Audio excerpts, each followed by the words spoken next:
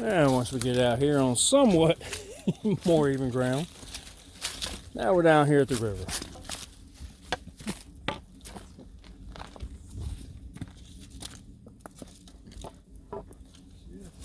There she is. And the river's low today. The river is low, and it is coyote brown. Look at this.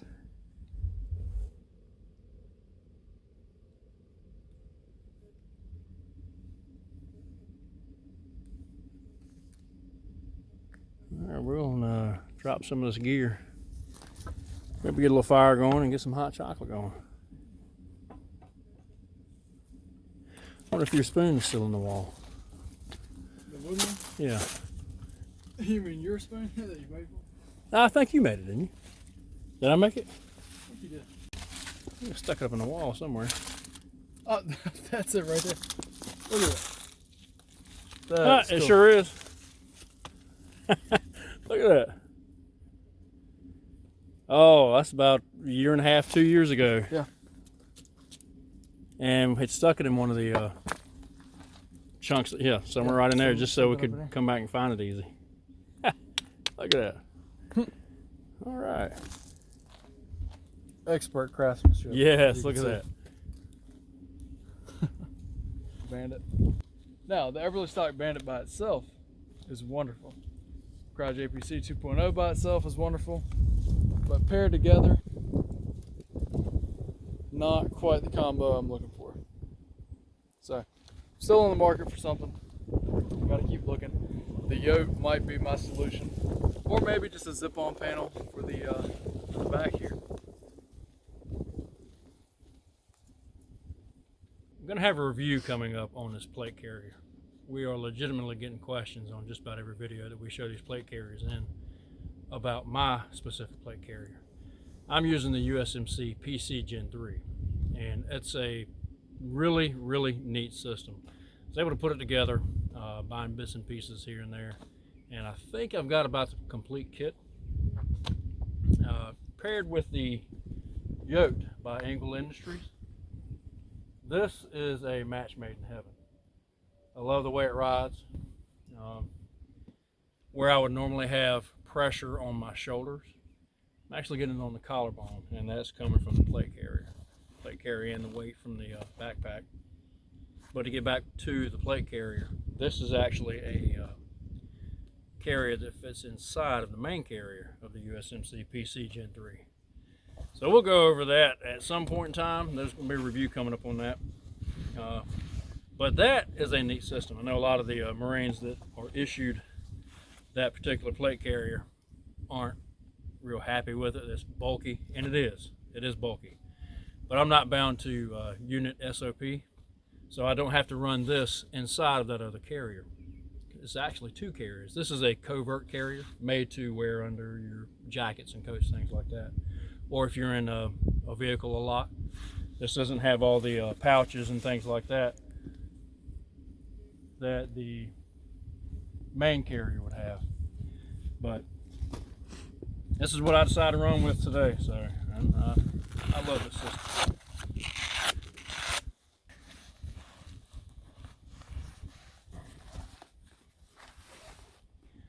I think we're going to talk about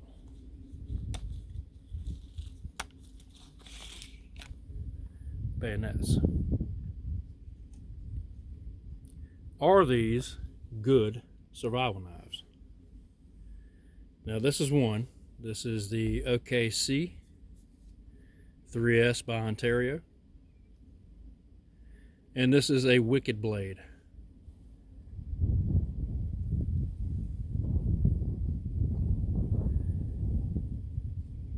A lot of the knives like the K-bar and these different style knives have the false edge at the top.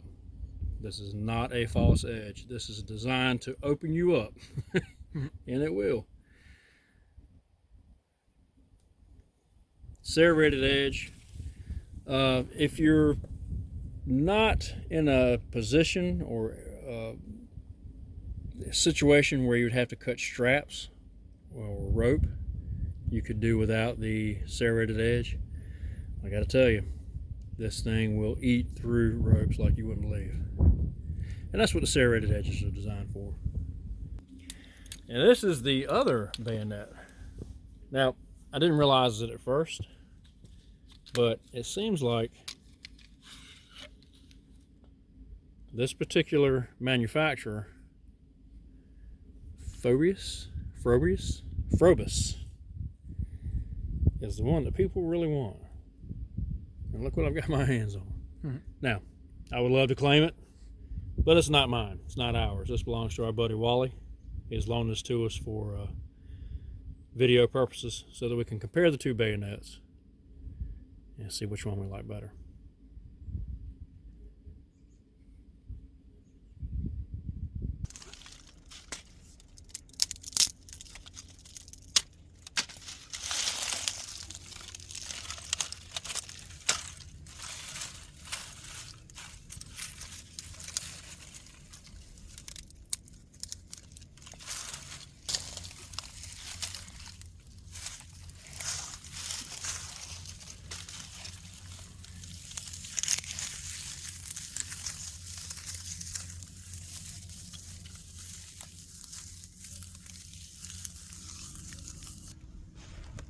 Now, one main survival tip, and considering fire starting and kind of preparation for your time out here, as you start gathering kindling, flash tinder, stuff for today, it's very wise to go ahead and grab, especially if it's dry, go ahead and grab tinder for fires in the future. So like right now we're grabbing tinder for a fire right now, but it's worth grabbing tinder for tonight's fire, for tomorrow morning's fire, for tomorrow night's fire.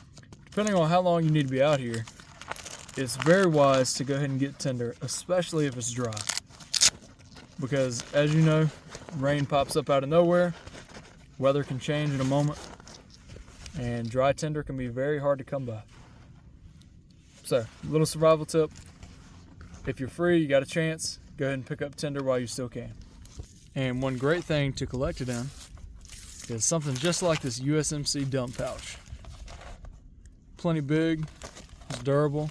Oh, yeah, this thing is huge. I mean, it's perfect size to go ahead and get a ton of tinder. Even some small kindling too. Oh yeah, I mean, that's a little foot long, a little over a foot long. Yeah. So that was that in there with ease. Yep. That's cool. And this is, here's the data plate here. This is a fantastic piece of kit. Very handy.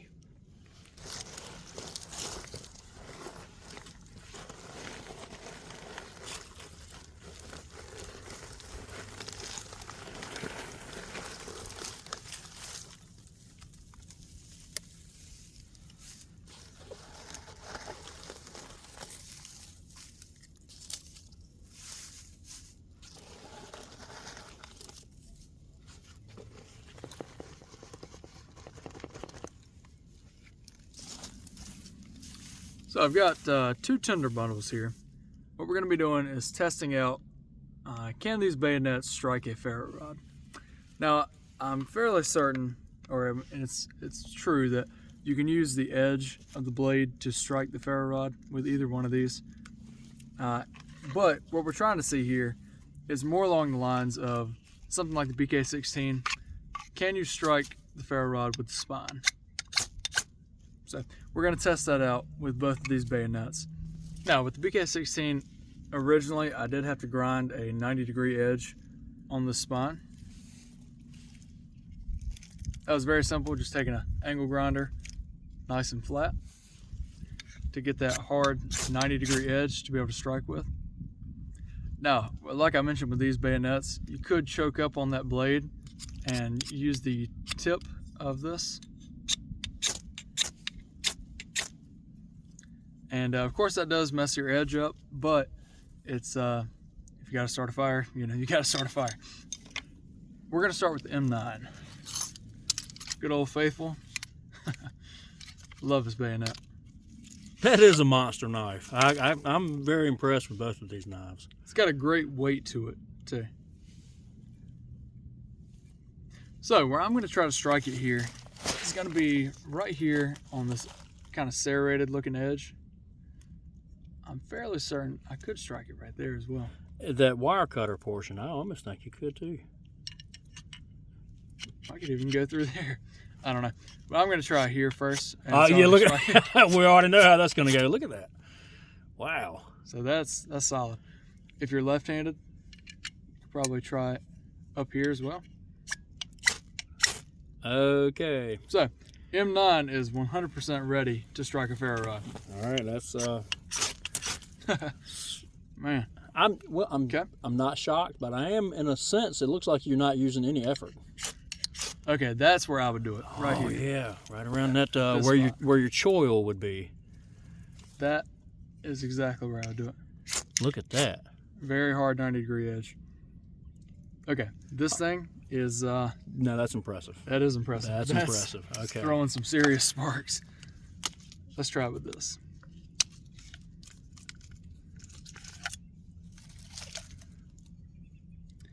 Okay, see, I have my doubts about this one. we're just feeling it here. We've got a pretty solid edge. Look at what? Right Okay. there at the bottom. All right. Now, of course, you know you've got the sharpened portion here at the top. So you might could go right behind that edge. Yeah, perfect. Look at that. Right, it's a real thin spot right before you get to that edge. Right about here. Come That's on. a good spot to do it too. Yeah, right about. I don't know if we're gonna be able to get that focus or not. Right in through here. Gotcha. So, both of these can definitely throw sparks pretty easy. Now try it under the choil area there. Same deal. Top. And do it under the bottom like you did the other one. Hot dog. Okay. Now, I mean, of course, it does scrape away that coating on here, whereas this one, you know, is just Stainless steel. just Looks like. stainless. But again, if you need a fire, who cares about that coating? You need a fire. Since we got this one in hand, let's try to start it with this first. And build up the tinder bundle here. All right, here we go.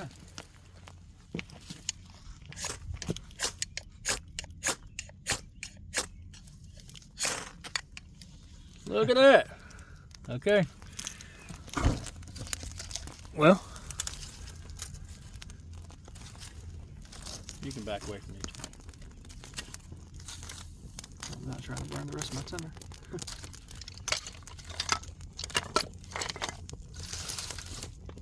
We'll go ahead and pile those sticks on there. We'll go ahead and Yeah, we'll do the separate test. just do a separate test down here somewhere. That's fair.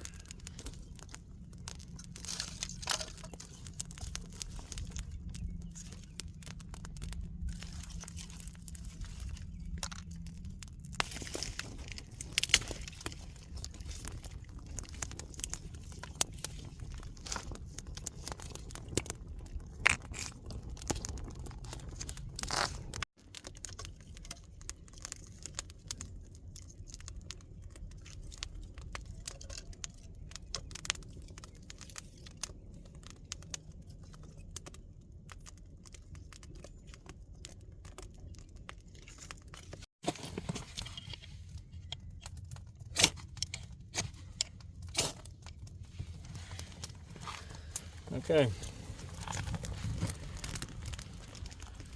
Doesn't get much better than that, guys. I mean, that's all right. that, in my opinion, solidifies these more, or helps for the argument of these being survival knives as well.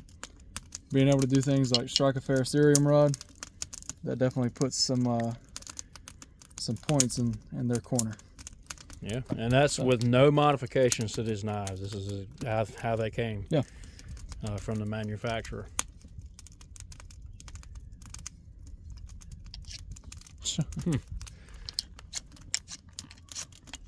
Very, very sharp. That right here is really the spot to go if you want to strike a ferro rod. Look at that ferro rod, though. It's eating that Yeah, up. it's eating it up. Woo-wee. But hey, when you need a fire, you need a fire. Guys, this is really just, I mean, completely effortless. Like, I'm just barely even moving this thing across it right now. I'm really really trying to get into it. I mean, you can get a lot of sparks going. Yeah, you can see it pulling that ferro off. And that's not even on the super sharp spot. I mean, even more so right here. I mean, it's. But yeah, like Dad said, you can see. I mean, it's Tearing, look. That's cool, then. Well, right now, your first impressions. Do you have a favorite between those two bayonets? Honestly,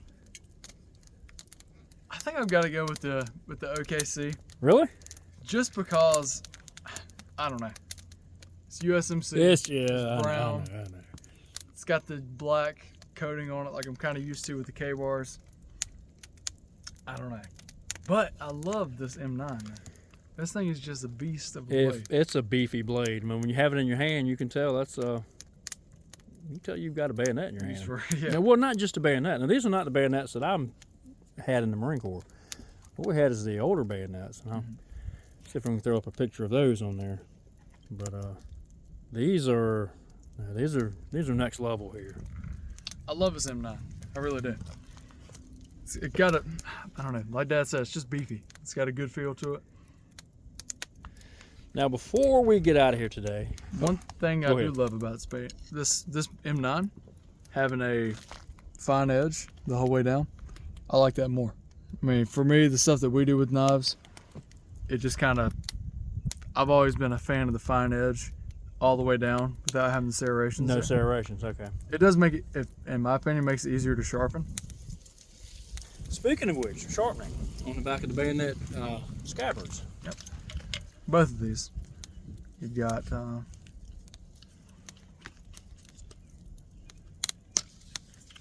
sharpening stone. Sharpening stone there. Now on the back of the USMC, there is a ceramic rod. There you go. And that'll sharpen the blade and the serrations. That's right. All in all, I love both. I would be happy with either one. I mean, if these were given to me, I would honestly, I would take either one. I don't know. I would say this one's my favorite, but I'm still not really decided yet. Yeah. It's still kind of up in the air because I just love both of them that much. I mean, they just have, I don't know, both of these have just such a beefy feel. Even this one just has a good weight all the way throughout. I like the length of this blade better. Now that is a longer blade than the... It feels more like the K-bar fighting knife, yeah, which is something that I kind of enjoy. Yeah. I don't know. The jury's still out, folks. Now something we have noticed, now this knife was, or I keep calling it a knife, but this bayonet was brand new to us. But we've discovered something already with the scabbard. And that is kind of a big crack here. Yeah, that's an issue here. I suspect that's why the Marines wanted that. That retention strap, I agree 100%. And we also suspect that the crack is coming from the retention spring or the retention steel. See right there on the inside? Mm-hmm. Just pressing this blade up against it so tight. That's yeah. So you can see the gap will get larger as he brings that knife out and puts it back in. Yep. So I think somewhere at some point in time, probably going to take that steel spring out. Yeah. Because bayonet without a protective scabbard is dangerous. And it's not like it's just right here. I mean, it's a long crack on this side. Pretty serious crack coming down this side here. So. But it can close though. It can close. I don't know how easily that's repairable. Not sure if that's plastic or if that's, it doesn't feel like Kydex.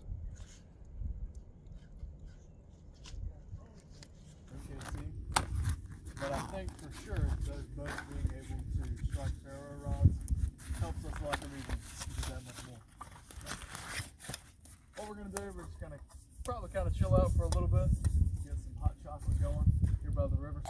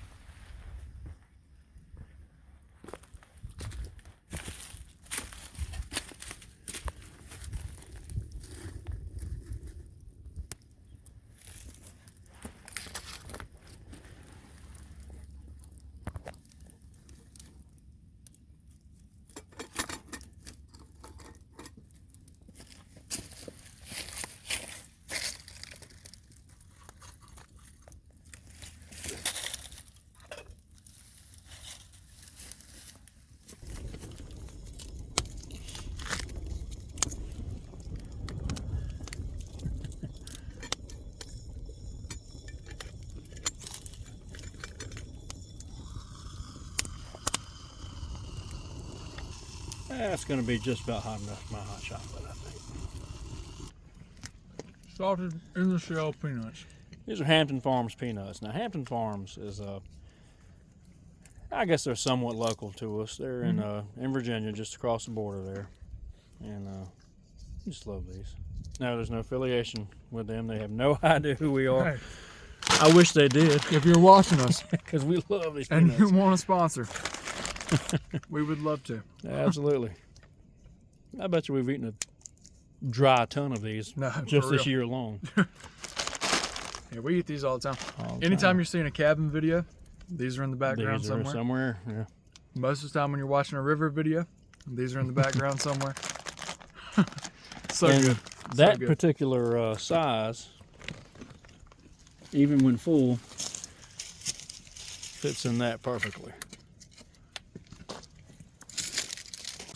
Well, folks, that's gonna just about do it for this video.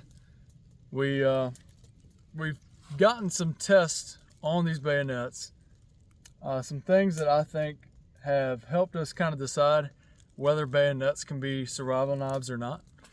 I think bayonets in this style of knife can possibly be survival knives, but being able to strike a ferro rod definitely helps, like I said, put some points in their corner for sure.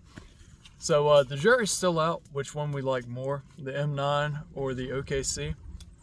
But I think for sure those both being able to strike ferro rods helps us like them even just that much more.